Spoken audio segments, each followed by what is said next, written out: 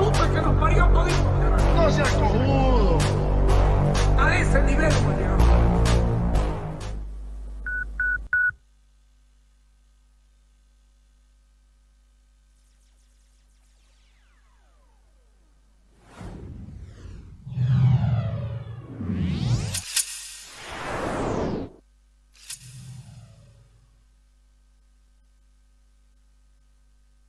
Buenas noches, martes 16 de mayo del año 2023. Tenemos un bonito programa hoy. Deme 20 segundos y seguimos.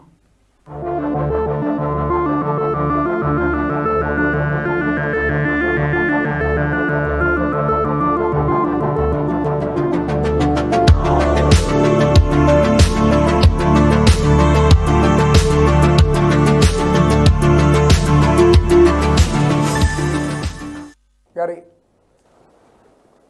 ¿qué te quedó por decirte, por decirle o por decirse entre vos y tu padre? Porque tenían una relación de poder decirse. Casi nada. No creo que haya algo que no le haya dicho o que él me quisiera decir y no hubo oportunidad porque, a diferencia probablemente de muchos padres e hijos que con los años, las propias familias se van distanciando, desde que se nos involucró a ambos en el caso del terrorismo. En realidad primero a vos. Sí, primero a mí, digamos, pero era como un globo de ensayo para ver qué pasaba con respecto a papá. Pero desde esa vez, mi relación con él fue lo más cerca y lo más íntima de toda mi vida. Nunca he estado más cerca de él que en ese tiempo. En 13 años. No, en 40 años. O sea, los 40 años anteriores claro, nunca sí. estuve tan cerca de él, ¿me entendés? Porque, claro, tenía su vida, yo la mía. De niño él trabajaba y yo lo veía poco, porque obviamente la vida militar es así. Yo compartía mucho con él en los cuarteles, qué sé yo, digamos, andaba metido ahí de mascota todo el tiempo, ¿no? Pero de vida adulta ya, digamos, con mi propio criterio, mi razonamiento, el momento de mayor cercanía con mi padre fueron esos 11 años, porque era diario. Era un tema de todos los días, porque teníamos juicio una semana, la otra semana planificábamos qué hacer la siguiente. Entonces era un relacionamiento. ¿Él se involucraba mucho? Sí. Estaba muy al tanto de todo lo que hacíamos. El estratega de la defensa era Otto. Y yo era el que la Que ponía en uno cree que es ejecución. un loquito. No. No, qué mierda es. Otto tiene una experiencia vasta Sí. y es audaz, cosa que pocos abogados son. Se la juega a fondo. Sí. Y tiene mucho conocimiento, la técnica procesal. Entonces a Otto no le iban a meter los dedos a la boca a los fiscales. Y no les tenía miedo, que en esto era básico, no tenerles miedo. Por supuesto. Le han hecho 1000 y una, ¿no? A Otto lo investigaron le microaspiraron los vehículos por vincularlo al narcotráfico, le investigaron su título profesional, le investigaron sus cuentas, o sea, su NIT, todo. ¿Y era tu enemigo en la universidad, Otto? Éramos adversarios, pues, ¿no? Pero yo soy de la lógica del adversario, no del enemigo. Pocos años antes, los de la marcha y los del FURA eran enemigos. Claro que sí. Pero cuando yo entro, ya era la vocación democrática, todo. Entonces éramos adversarios, una vez inclusive nos ofrecimos puñetes, pero nunca pasó de ahí, digamos, ¿no? Y después tampoco lo veía ya. Pasaron los años y Otto y yo nunca nos cruzamos casi por nada. Hasta que él se ofreció a defender a mi padre. Y entonces tu relación con el general fue buena. Claro, fue Y espectacular en esos años. Y ahí aprovechamos para hablar de muchas cosas, ¿no? De muchas cosas que uno de repente ya no habla con su padre. Cuando vos ¿qué año naciste? 64. Cuando O sea, se iba a caer Víctor Paz, 3 días antes que se caiga Víctor Paz. 3 días antes de la 4 muerte. días. Sí, del 4 de noviembre. Del 4 de Del noviembre. primero sos vos. No, soy del 28 de octubre, pero ya las escaramuzas de ese golpe comenzaron días antes, ¿no? Vos, cuando lo del Che tenías 3 años. 3 años. ¿Vos lo has conocido a tu padre en esa faceta? ¿A los cuántos años te enteraste que él era el...? ¿Ah? Como que siempre hubo el tema del Che en la Claro. familia, ¿no es verdad? Y yo que recuerde en Roboré, cuando estaba en primero básico, mis compañeros hablaban de que mi papá lo había matado al Che, porque ese era más o menos, ¿no? Y entonces yo iba con el cuento a casa y me decían, no lo mató, lo capturó. Y hasta yo fabulaba cómo había sido el combate, porque no tenía idea, digamos, de los detalles, ¿no? Ni Toda la te vida. das cuenta de la dimensión. la profundidad. Pero es que tampoco era tanta. No era tanto, sí. O sea, el mito se ha ido construyendo con el pasar de los años y ha debido alcanzar su cenit en los 80, cuando el triunfo de los sandinistas, 79, 80, ahí ha debido alcanzar el cenit la construcción del mito del guerrillero heroico, porque ya digamos que Cuba se abrió más a otros países, la misma democracia le permitía que la posición cubana sea conocida y que la publicación de textos con relación al Che se difundan. Antes, en los años de dictadura, el Che era hasta por ahí nomás. Sí. Pero te cuento que no se hablaba mucho del Che ya en Cuba en los 80, como el gran, porque mi hermano fue combatiente del ejército cubano, del ejército cubano, ha peleado 3 veces en El Salvador, ¿no? Y ha entrado a Nicaragua también. Y no hablaban del Che en lo que hacían. Pero en lo que exportaban. Me llamó la atención a él precisamente por lo que exportaban. Me dice, no hablaban tanto del Che dentro de Cuba. Pero fíjate que en los 80s, mi padre publica su libro La guerrilla del 87. Sí. Y al año siguiente o los 2 años, empiezan una serie de entrevistas de periodistas famosos a Fidel Castro. Por supuesto. Cuando se Pero está es tu generando. padre el que lo genera. Puede ser a partir de ese libro, pero hay libros que se van publicando, uno Gianni Minà, Oriana Falaci. Hay varias entrevistas a Fidel en las que ya él empieza a hablar del Che y empieza a hablar de la guerrilla, ¿no? Y se justifica el por qué no se lo rescató, por qué no se lo apoyó, qué sé yo, digamos, ¿no? Pero, y en uno de esos libros reconoce que ha leído el libro de mi padre y dice, es bastante objetivo, ¿no? El libro es bastante objetivo desde el lado militar boliviano, por supuesto, pero es bastante objetivo respecto a la guerrilla y no maltrata a la imagen del Che. Porque mi padre nunca lo trató de bandolero, de invasor, o sea, nunca adjetivó, digamos, ¿no? En la entrevista que yo le hice, lo define hasta con pena. Es que esa era la imagen que... Claro, sí, no me olvidé nunca. Este hombre con su chamarra azul, su camisa sin botones, sentado con su M2 y con una ollita con 2 huevos duros, que probablemente era lo que defendía ya, porque cuánto haría que por no la comía. subsistencia, claro. ¿Ah? Claro, derrotado, ¿no? Claro, pero eso es bien tratarlo. Claro. No, Eso es bien tratarlo. Y en el libro no lo describe, ¿no? En el libro no hace referencia al tema de la ollita con los 2 huevos, eso lo ha dicho en charlas con vos, con algún periodista, pero no es algo que él utilizara permanentemente como para demostrar cuán derrotado estaba. En el libro hace una referencia objetiva que soltó su carabina cuando se le dijo, pero no habla de la ollita, quizás porque no quería medrar de la imagen del derrotado, ¿no? Sí. Pero además a él no le gustó el hecho, ¿no? de que lo despachen a él y lo maten a su prisionero. Bueno, siempre dijo que le sorprendió, Sí. ¿no? Porque inclusive en el diálogo que tiene con Che la noche anterior, le dice usted va a ser juzgado probablemente en Santa Cruz, que es la sede de la octava. Entonces él queda sorprendido de saber que lo hayan ejecutado. Y se quitó la duda y encontró las razones que justificaron los 3 jerarcas del gobierno, digamos, de aquel tiempo, en 1976, cuando papá fue destinado a España a un exilio dorado que le hizo Banzer, y allá se entrevistó con el general Obando, que vivía un exilio también, no dorado, y le preguntó cuáles eran las razones, porque él ya estaba generando datos para su libro, ¿no? Le preguntó cuáles fueron las razones para matarlo. Y el general le dijo que Obando, Torres y Barrientos se reunieron cuando supieron que había caído capturado y prisionero y dijeron, si lo juzgamos, esto va a ser un circo peor que el de Regis Debray y Camille. Si lo condenamos a 30 años, que es lo que merece, ¿dónde lo vamos a poner? No había una sola cárcel en Bolivia de seguridad. Y ese va a ser un lugar de peregrinaje y todo. Y además, todo el mundo va a empezar a pedir clemencia, indultos, y por Regis Debray, que es nadie. Hasta el presidente de Francia, Charles de Gaulle, se había comunicado con Barrientos para que lo suelte, ¿no es verdad? O sea, por este otro nos va a fregar todo el día. Y los gringos se lo querían llevar, la CIA quería llevárselo. Claro. Entonces, no, mejor murió en combate, ejecútenlo. Entonces esa fue la justificación de la decisión de ejecutarlo, que tomaron esos 3 generales en su tiempo. Que era entendible, digamos, para el momento que se vivía.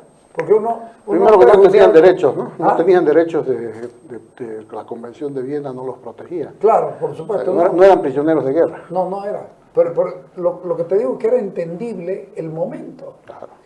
Yo tenía un paisingo así donde había caído el tipo que ya era un ícono en cuanto a la guerrilla y todas estas cosas. No era la figura que No, hoy, no era la digamos, figura que es hoy. que se construyó después, pero sin duda era el número 4 o 5 de la jerarquía cubana. Sí. Y había tenido ese intento de guerrilla en Congo. Entonces, sí, era Y había un personaje tenido incómodo. fracasos, ¿no? Había tenido el fracaso de Congo y había tenido el fracaso de Argentina en lo de Massetti, Exacto, ¿no? sí. Ahora, esto del Che Guevara, todas estas cosas, ¿qué sensación le dejaba al general con el tiempo?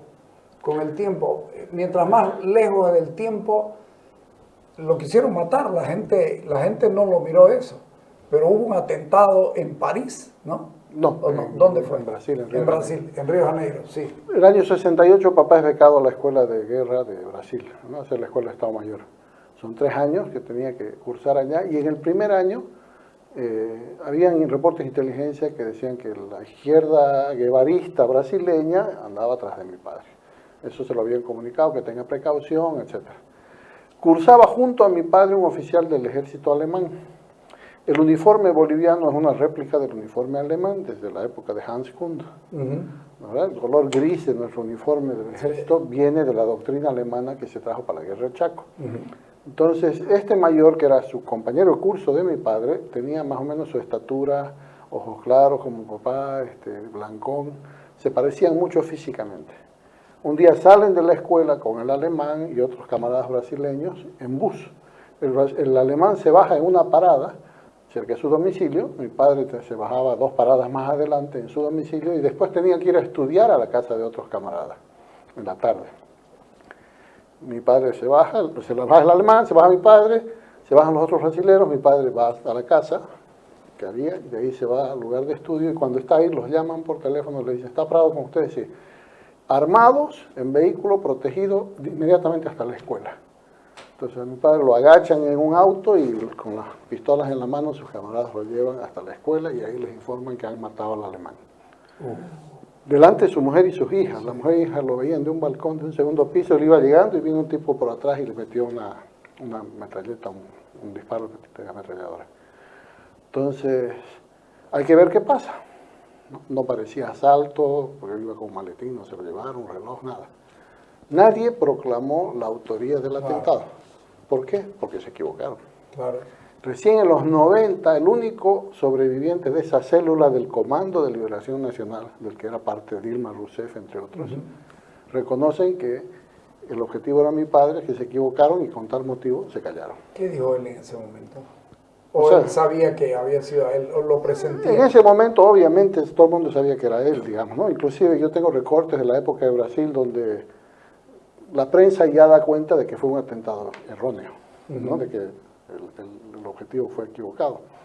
Entonces, cuando en los 90, en este programa de los domingos, el Fantástico, creo que se llamaba, sale una entrevista del autor, uno de los autores de esta célula, me dice, mira vos, tenían razón los de inteligencia brasilera, estos quisieron matar. Pobre alemán, dice, la pagó sin merecerla, ¿no? Pero bueno, ese fue el intento de la ultraizquierda, y hubo el intento de la ultraderecha en Tita, ¿no? Que vos lo has vivido. Claro. El tema de la ultraderecha, lo escuché el otro día, el reportaje que me concedió, que es ¿sabes qué? Es un testimonio fantástico, no porque lo haya hecho yo. Tuve la suerte de hacerlo yo, a veces le pasa a uno que tiene la suerte de estar ese día. Me dice él que en la época del retorno a la democracia, el empantanamiento y el golpe de Alberto Natuschbusch se da, es cierto, con la participación del MNR sobre todo, pero apoyado por el MNRI, que no lo querían a Guevara porque se quería prorrogar. A ver, Guevara entró con un mandato de 1 año, ¿no? El año 80 él tenía que llamar a elecciones. Pero dice que Pero él ya estaba con ganas de quedarse más dice tiempo. que había dicho todo no se arregla en 1 año. Claro. Ajá. Entonces, sin duda alguna, el MNR, el doctor Paz, estuvo involucrado en la conspiración y probablemente parte de la UDP, porque en la UDP además había un tema irresuelto. Cuando el MNRI se da cuenta que están cerca del poder, querían deshacerse de Jaime Paz en la vicepresidencia. Fíjate que en el 80... A tal punto que lo ponen a Edil Sandoval como primer candidato a la vicepresidencia en la primera postulación, claro, pero querían deshacerse del MIR porque Claro. veían que el MIR ya propugnaba por Claro. poner a Jaime ahí. Ujú. ¿Verdad? Entonces, el MNRI tenía urgencia de resolver su problema porque estaban cerca del poder, como una fracción política del MNR original. Era pues demasiada oportunidad, ¿verdad? Claro. Y encima tener aliados incómodos como el MNR, como el MIR y el PC. Sí. Sí. El general Prado en su carrera militar fue de los más destacados, siempre entre los mejores del curso, y además de los más destacados en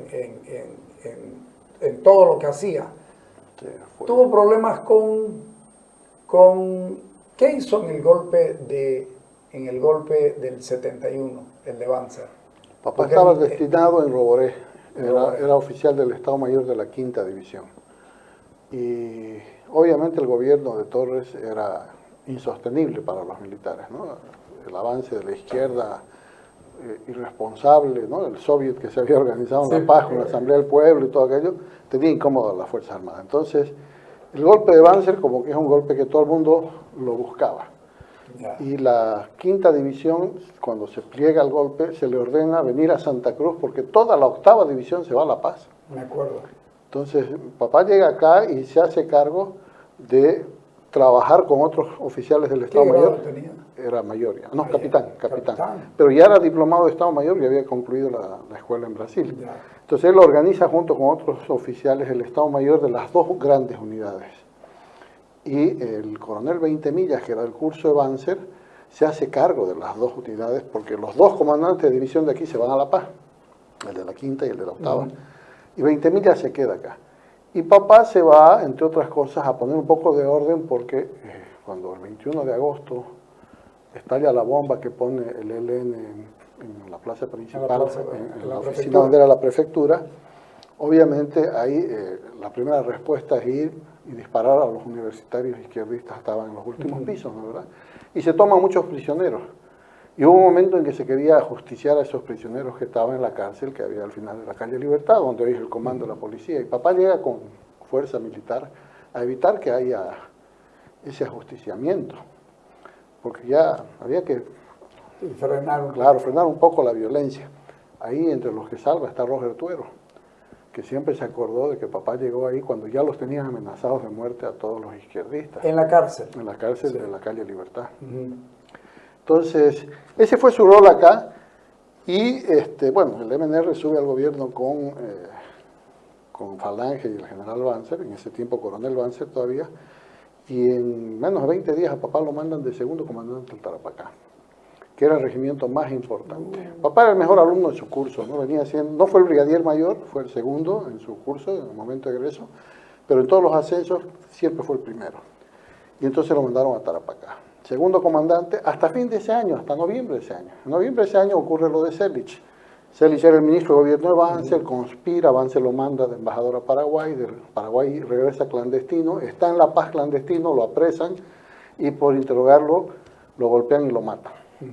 Entonces, Mario de Zamora, Arce Carpio era el ministro de gobierno. Entonces, Mario de Zamora, que era el comandante del Tarapacá, se convierte en ministro de gobierno. Y papá asciende de comandante interino, accidental. En la orden de fin de ese año, del 71, a papá lo ascienden a mayor, le reconocen su diplomado de Estado Mayor y lo nombran ya comandante del Tarapacá permanente. ¿Qué tiempo está ahí? Hasta noviembre del 74. Hasta noviembre del 73, 2 años, exactamente 2 años. A él le llama la atención que lo cambian en el día exacto que se cumplieron los 2 años, que es el tiempo reglamentario de comando de un regimiento. ¿Pero por qué? Porque ya su figura estaba descollando. Eso te iba a decir. Sí, para el 10 de febrero, creo que es el aniversario de Oruro, papá organiza un viaje de todo su regimiento, un convoy militar espectacular con los carros de asalto, los camiones de asistencia, la tropa, etcétera, para participar del desfile cívico de Oruro. Yo lo acompañé en ese viaje, fue espectacular. Para el 14 de septiembre se va a Cochabamba con su unidad. Bueno, estaba moviéndose. Ya estaba provocando, ¿no? Sí. Y se va, y ahí Raúl López era comandante del CITE, de tropas especiales, los paracaidistas. Entonces, en el tanque comando, dan vueltas por Cochabamba, por la plaza. El famoso Chanca Chanca López.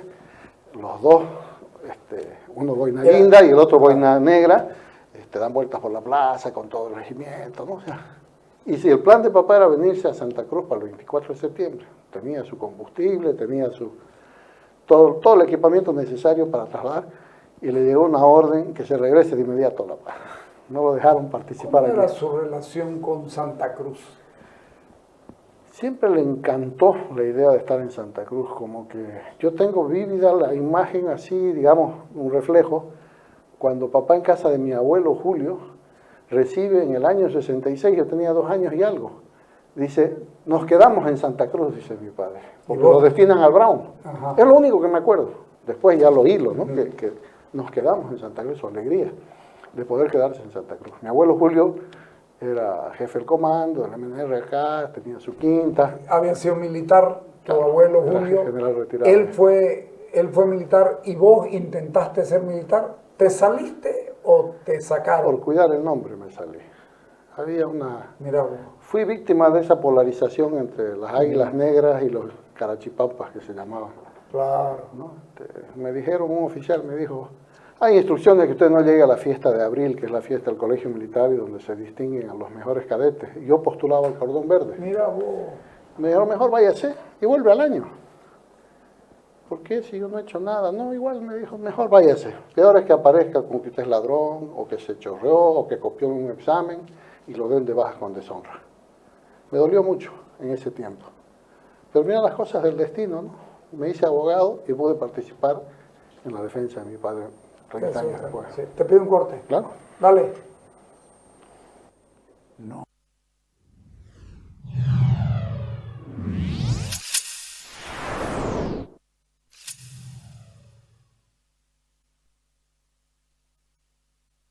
BID continúa innovando, firme y de la mano de Crown, representante y distribuidor exclusivo de BID para Bolivia. Muy pronto estaremos con una nueva generación para el segmento vagonetas. La nueva vagoneta SUV de nuevas energías creadas por BID que convierte a estos vehículos en toda una revolución por la potencia, altas velocidades que alcanza y los niveles de eficacia.